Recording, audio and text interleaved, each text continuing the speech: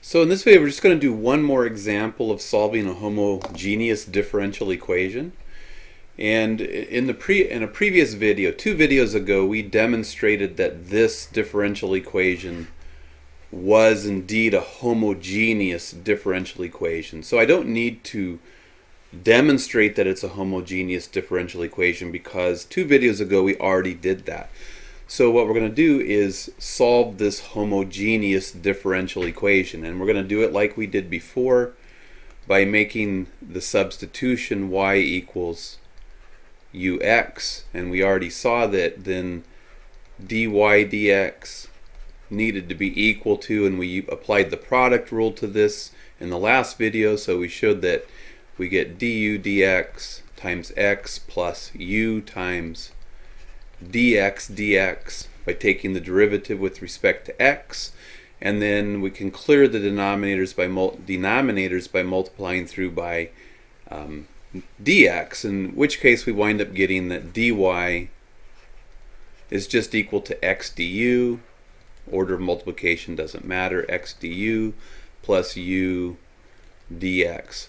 So the technique for solving a homogeneous differential equation is going to be to make the substitution y equals ux, and then everywhere you see a dy, you replace the dy with x du plus u dx, and then separate variables. So we start off with our differential equation right here. It's dy dx, which is equal to 4x plus y over x minus 4y. We're going to then substitute the y with ux, and the y here gets substituted with a ux, and the dy gets replaced with the x du plus u dx.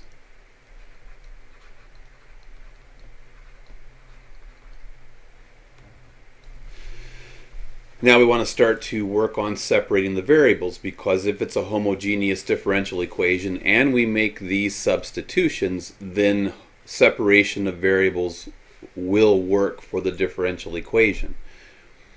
So multiplying both sides by x minus 4ux times dx to clear the denominators, we would wind up getting 4x plus ux dx on the right hand side, and on the left hand side we'd wind up with x minus 4ux times x du plus u dx.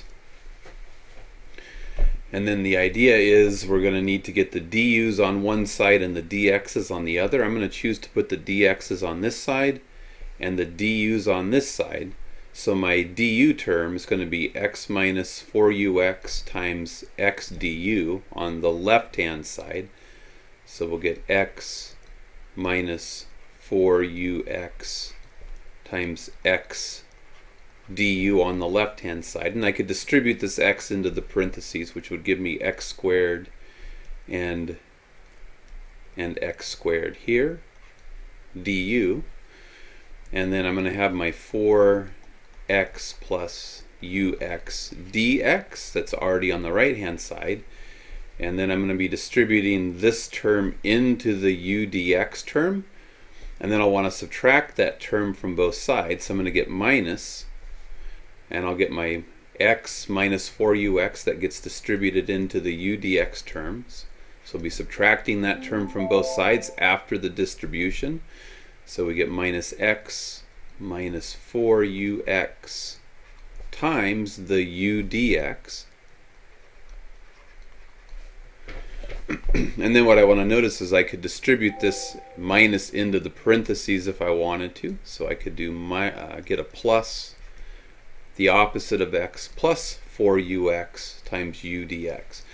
And then you want to look at the terms on both the left and the right sides and see what can be factored out. So on the left hand side I see that I can factor out an x squared. So if I factor out an x squared, and I'd be left with a 1 minus 4u du, And then on the right hand side, an x times dx occurs in all of the terms. Here's an x times dx that's going to occur everywhere. So I'm going to factor an x times dx out. So when I factor the x times dx off of this term, I get a 4. When I factor the x dx term off of this, I'll get plus u. When I factor the x dx off of this term, this u is going to be distributed in, so I'm going to get minus a u. And then I need to distribute the u in here. I'm going to have a 4u squared, and I'm factoring the x dx off. So I'm going to get plus 4u squared, and I factored off an x dx. And again, you could show a lot of these steps very specifically. The reason I'm not, to be frank, is there's not a lot of space on a PowerPoint slide. I probably would show more detail if we were in a classroom with a large set of whiteboards or chalkboards. So I'm going to pull the left hand side down for just a minute. So I get 1 minus the 4u du. And then we simplify this term. The u minus u will go away, and I'll have a 4 plus 4u squared. So I can factor the 4 off of that, and that would leave me with 1 plus u squared and times the x dx. And now I'm in a good position to separate variables. I can divide both sides by 1 plus u squared and divide both sides by x squared. So if I do that, on the left hand side I'll have the 4 times, and x over x squared is going to leave me with 1 over x times my dx. And on the left hand side I'm going to have the 1 minus 4u, and that will be divided by the 1 plus u squared that I see right here, 1 plus u squared, and this is going to be times du. And now if I look at this carefully, I can see that I've completely separated variables. Everything with just an x is with the dx. Everything with just a u is with the du. So now I can go ahead and integrate both sides. And when I integrate, I get my constant of integration, so plus c, which is what's going to make this the general solution. It's going to be in terms of that constant of integration. And now I'm almost ready to start integrating. The right hand side is easy. I just get 4 times the natural log of the absolute value of x plus the constant of integration. And if I have 4 times the natural log properties allow me to bring the 4 up into the exponent position. And x to the 4th can't be negative, so I would be able to drop the absolute value sign off. So I could just write this as the natural log of x to the 4th using log properties.